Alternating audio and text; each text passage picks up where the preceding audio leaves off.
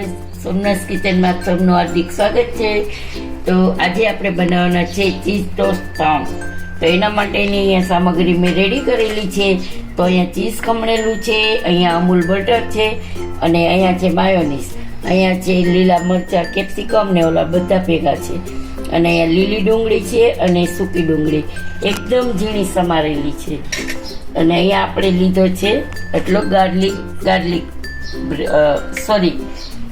1 ચમચી જેટલો લીધો છે ચીલી ફ્લેક્સ। તો એ આપણે એમાં ઉમેરવાનો છે। તો આપણે બધું પહેલાં આમાં ઉમેરી દઈશું।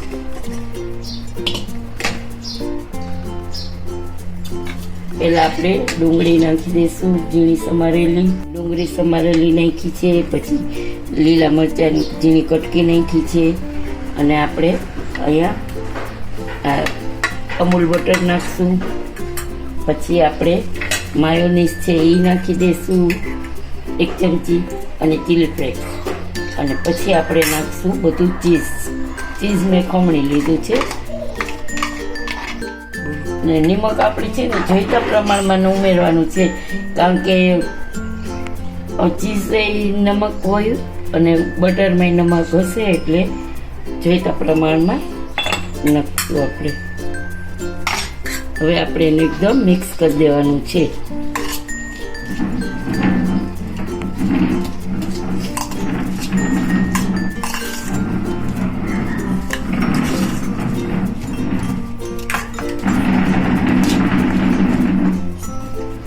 આપણે અહીંયા ગાર્લિક આ બધો મસાલો જે છે એ લગાવી દઈશું સરસ રીતે।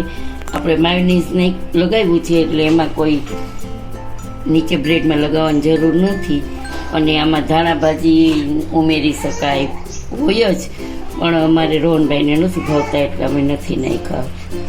અને ખૂણે ખૂણો અહીંયા લઈ લેવાનું છે આપણે।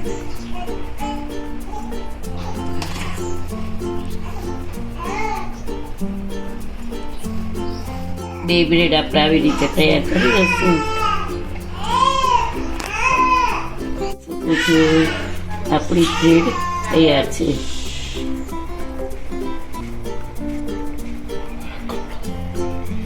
હવે આપણે ગેસ ઓન કરશું।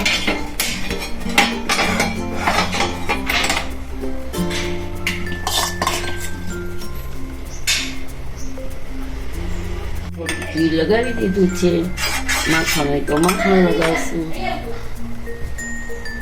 બ્રેડ આવી રીતે આપણે રાખી દઈશું। ગેસની ફ્લેમ સ્લો રાખશું અને આજે આપણે આ યુટ્યુબ ચેનલ મેં ચાલુ કરી એને વરસ થઈ ગયું, તો બહુ સારું વરસ ગયું છે। તમારા બધાના સપોર્ટથી મને ઘણો સપોર્ટ મળ્યો છે। તો આવીને આવી રીતે તમારા બધાનો સપોર્ટ મળે તો જો રોહનભાઈ પાર્ટી માંગે છે તો આપણે આજે રાત્રે રોહનભાઈને, ભૂમિકાબેનને, બધાને, પૂજાને આઈસ્ક્રીમ પાર્ટી આપશું। અને સાઈડમાં થોડુંક પાણી નાખી દઈશું જેથી કરીને વરાળથી આપણું બેટર એકદમ સરસ થઈ જાય, ઢાંકી દઈશું। ચાલો આપણું થઈ ગયું છે। તો જો સરસ થઈ ગયું છે, એકદમ નીચેથી કડક થઈ ગયું છે।